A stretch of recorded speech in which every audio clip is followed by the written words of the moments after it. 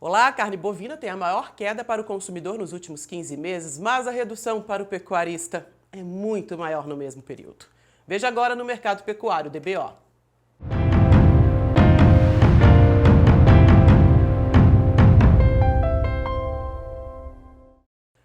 De acordo com o Instituto Brasileiro de Geografia e Estatística, o IBGE, a queda média do preço da carne bovina foi de 1,23% em fevereiro. A costela foi um dos cortes que barateou mais, quase 4%. Essa margem de redução no varejo é muito pequena se a gente comparar as perdas porteira adentro, atreladas à baixa do ciclo pecuário, um maior abate de fêmeas e um mercado interno que não absorve a produção. Nesse momento, ainda sem a China, o que tem ajudado a manter as cotações estáveis são os pastos fartos, escalas encurtadas, porque o pecuarista está retendo as boiadas à espera de preços e de notícias melhores. Já são 3 semanas com as exportações suspensas para a China. Mas e do outro lado do mundo, hein? Como é que os chineses receberam a notícia de que não poderiam comprar a carne do Brasil? Afinal, o protocolo sanitário firmado em 2015 é de alto embargo. A iniciativa de suspender as vendas partiu daqui. A China se tornou um grande comprador da carne brasileira a partir de 2018 por causa da peste suína, que dizimou 60% do rebanho suíno no país. Na busca por outras proteínas, a carne bovina entrou no cardápio. As compras continuam crescendo ano a ano, só que em ritmo levemente mais lento. Com a recuperação do plantel suíno, as compras de carne de boi desaceleraram, como mostram esses números. Em 2018, o volume foi 13% maior. Em 2021, cresceu 2%. É indiscutível a importância da China como cliente do Brasil. Afinal, estamos falando de um mercado de 1 bilhão e 400 milhões de pessoas, de potenciais clientes.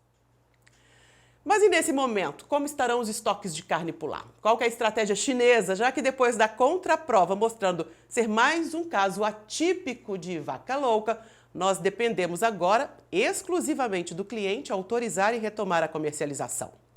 Em 2019, quando eles ainda lidavam com as perdas da peste suína, o embargo durou 2 semanas.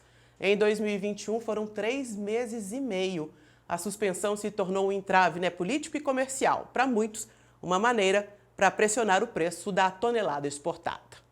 Mas e hoje, hein? Um país que também tenta contornar a inflação tem condições de comprar carne bovina de países que vendem mais caro que o Brasil? O Mercado Pecuário de hoje recebe o engenheiro agrônomo Wagner Yanagisawa. Ele é analista do Rabobank, que é um banco global e que tem analistas lá na China também. Wagner, muito obrigado pela sua presença. O que os analistas lá da China dizem sobre o mercado de carnes? De fato, a gente está passando por um momento agora que, quando a gente compara com relação a 2021, a gente acredita que está mais favorável em termos de fundamento, né? Como os preços de exportação para a China atingiram um pico em junho do ano passado, de $7.300 a tonelada, e tem assumido uma tendência de queda desde então, a gente vê que esses estoques que estão acumulados lá na China estão ainda atrelados a esses preços antigos maiores, né? Então, existe aí uma demanda para o lado dos importadores da China para conseguir importar a carne do Brasil agora, nesse momento, que a gente está trabalhando aí com uma margem de preço que chega de $4.800, $4.900 a tonelada, bem diferente do que a gente viu no ano passado, como estratégia para tentar diluir um pouco esses altos preços para ofertar preços mais competitivos para o mercado doméstico, né? Então, esse é um ponto realmente importante em termos de fundamento, junto com essa questão também de recuperação da demanda sazonal. Já passaram o pico do inverno, novos casos de coronavírus lá têm assumindo uma tendência de queda e eles já estão retomando o consumo, principalmente no setor de food service, que é um dos mais importantes lá, o canal de consumo para a carne bovina, tá? Sem contar também a participação, né? A China está sendo muito importante para o Brasil, é o nosso maior player importador, 55% de tudo que a gente exportou no ano passado foi só para o mercado chinês, mas a dependência também do Brasil com relação ao mercado da China está aumentando. Quando a gente olha em 2019, 24% de tudo que a China importou de carne bovina veio só do Brasil, quando a gente olha os números do ano passado, a participação brasileira aumentou aí para 41%, né? Sendo que Brasil, Argentina e Uruguai representam aí cerca de 75% de tudo que a China tem importado de carne bovina no mundo. Ô Wagner, como é que está a produção de suínos no país? Você falou que lá eles estão vivendo um momento de alta do ciclo também, né? Perfeito. Eles, nos últimos 3 anos, eles estavam passando por um processo forte de recuperação. No ano passado, ali no primeiro semestre, eles chegaram a atingir bem próximos patamares da pré-PSA em termos de produção de carne suína. O grande ponto é que foi esse aumento de oferta, parte dele foi às custas de um incremento nos abates de matrizes, tá? Por conta dos períodos de quase um ano ali entre metade de 2020 e metade de 2021 e metade de 2022 de preços baixos.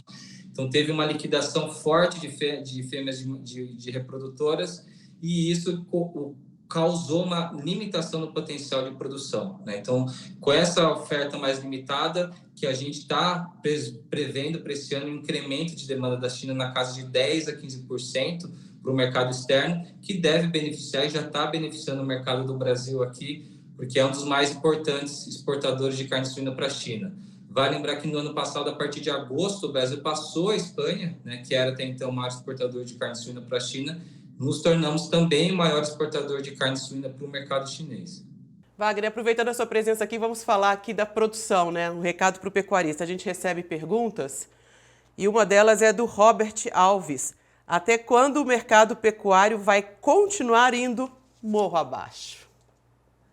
A gente está passando por um processo de inversão do ciclo pecuário, né? Então tem um incremento de oferta hoje, tanto de machos quanto de fêmeas. Então já era esperado esses preços menores desse ano.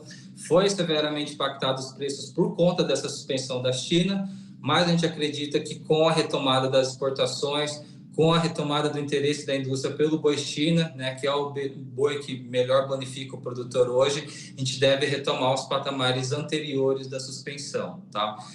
Pensando assim em inversão do ciclo pecuário, quando a gente olha no histórico dos últimos anos, a gente vê que esse ciclo pecuário tem durado em torno aí de 5 a 7 anos, com uma tendência de redução nesse período, né? Basicamente por conta de incremento de produtividade. Se a gente for projetar essa inversão do ciclo para frente, eu acredito que, claro, que não só do lado da oferta, depende do fator demanda também. Acredito que para 2025, 2026, a gente deva ter uma nova inversão, que foi muito parecido com o que a gente viu ali em 2018, 2019. Né? Então, até lá, a gente tem um cenário aí de incremento de oferta, sem possibilidades aí de um processo de retenção, né? Por conta de um aumento aí de volume de cria bem importante que a gente já está vendo no mercado.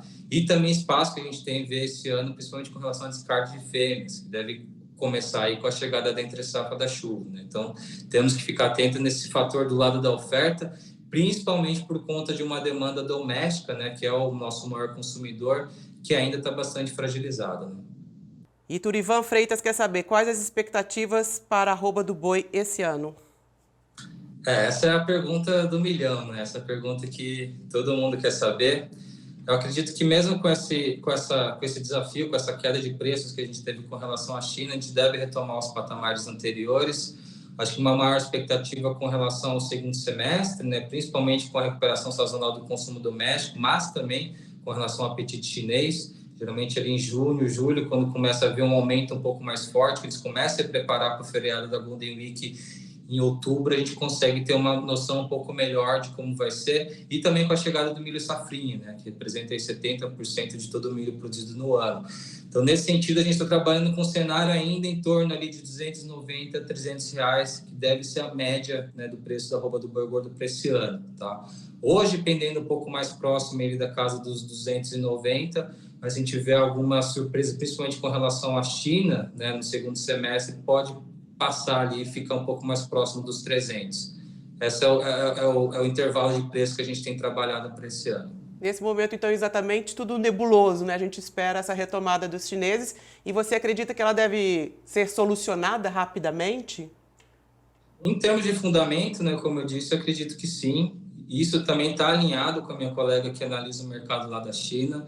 Tem a visita do presidente agora lá para visitar a China, Xi Jinping, no dia 28 de março. Então, tem uma expectativa grande em torno desse encontro aí de uma retomada. Pode ser que acredito que possa voltar para esse mês ou no mês que vem, mas não deve prolongar muito mais do que isso, igual a gente viu em 2021, que foi 103 dias, né? Realmente foi muito, penalizou bastante o mercado. Se a gente vê um cenário parecido desse ano, vai ser as custas dos chineses, né? Dessa complicação nas margens com relação aos estoques de preços mais altos, e também vai ser as custas de ofertar para os chineses, para o consumidor local, preços maiores também, né? Que eu acredito que não deva ser a intenção do setor nesse sentido. Principalmente depois que foi confirmado que o caso foi atípico, foi um caso isolado, que realmente não traz nenhum tipo de risco em termos de consumo e de importação de carne bovina do Brasil, né? É o costume da carne bovina na China. A gente tem potencial para crescer lá? Por quê? Sim, de fato, quando a gente olha os dados dos últimos anos, a gente vê principalmente nos últimos 15 anos um ritmo de crescimento de consumo de carne bovina bem forte na China, puxado principalmente pelas ascensões das classes econômicas A e B, mas também por conta das gerações mais jovens, que têm uma visão, uma percepção com relação à qualidade da carne bovina diferente das gerações mais antigas, né? Então, tem um apetite maior, tá também mais fácil, mais acessível o consumo para essas gerações. A gente acredita que é uma tendência, pensando em mais longo prazo, esse incremento, né, de consumo per capita de carne bovina, não só para essas questões de demanda, mas também porque, para o lado da oferta, está bastante limitada em termos de potencial. Eles têm assumido bastante metas aí em termos de sustentabilidade, que já têm limitado a abertura de novas áreas, então, inevitavelmente, eles vão ter que buscar no mercado externo esse incremento de demanda. Vale lembrar que para carne suína e carne de frango, a participação das importações chega a 4, 5% do consumido no mercado local. Quando a gente olha para a carne bovina, cerca de 48% da demanda local ela tem que ser preenchida via importação. De fato, a dependência da China para a carne bovina no mercado externo é muito maior do que as outras duas proteínas, né? A China pode, num futuro próximo, se tornar também uma grande produtora de carne bovina? Pode estar no planejamento dele mais de longo prazo, mas com relação, quando a gente compara com suínos e frango, realmente isso é um horizonte bem mais longo, né? Principalmente porque como eu disse, a dependência da China com relação à importação de carne bovina para consumo é de 48%, né? Ela depende do mercado externo. Então, realmente é algo que é difícil de se alterar do dia para a noite, e num cenário, como eu disse também, onde a oferta está bastante limitada por conta dessas metas em termos de sustentabilidade, que já está limitando a abertura de novas áreas para a produção de gado de corte lá. Então, realmente é algo que deve acontecer mais no longo prazo, mas sem dúvida não deve ocorrer no curto, médio prazo. Então o Brasil deve continuar se consolidando aí como o maior exportador de carne bovina para o mercado chinês, né? Que ano passado 41%, né, de tudo que o Brasil exportou foi só para atender a demanda chinesa. Em relação ao mercado interno, o IBGE anunciou essa semana aí a maior queda no preço da carne bovina dos últimos 15 meses, maior em percentual, né, 1,23%, alguns cortes chegando a 4%. O que é que a gente pode falar para o consumidor? Que a gente está realmente no momento de incremento de oferta, né, por conta dessa inversão do ciclo pecuário.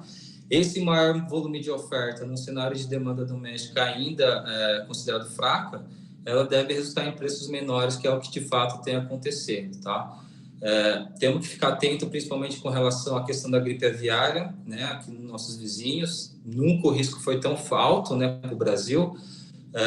Não acredito no nosso cenário em termos de projeção de uma possível entrada numa grande comercial, mas se de fato entrar, como a carne de frango é a principal proteína consumida no mercado doméstico, sem dúvidas uma eventual suspensão das exportações traria uma migração de consumo para a carne de frango por conta dessa queda de preços, e que indiretamente puxaria para baixo os preços da carne suína e da carne bovina também. Tem que ficar atento com relação a isso. Para o consumidor, nesse início de processo, ele é interessante por conta de queda de preços, mas não tenho dúvidas que a gente deve ver sinais negativos para o lado da oferta, para a recuperação de oferta, principalmente pós-período aí, controle dessa gripe aviária, que seria resultando no aumento de preços, né? Então tem que ficar atento a essa questão também da gripe aviária, que os riscos realmente estão muito altos. Ontem saiu a notícia de que o Chile encontrou o vírus numa granja comercial, então já suspenderam as exportações. A Argentina já suspendeu a exportação, Bolívia suspendeu a exportação. Então, de fato, os riscos estão aumentando aqui no Brasil com relação à possível entrada, né, via migração de aves, principalmente. Wagner, te agradeço imensamente a participação, trazendo as notícias do mundo para gente. Eu que agradeço mais uma vez a oportunidade e até uma próxima. Volte sempre. Lembrando que você também pode participar aqui do Mercado Pecuário DBO enviando suas dúvidas para os endereços que aparecem aqui no Instagram e também no WhatsApp. A gente vai em busca aí dos especialistas para responder vocês. DBO há 41 anos trazendo as informações mais relevantes da pecuária de corte. Eu agradeço a sua companhia, a gente se vê na próxima semana. Tchau!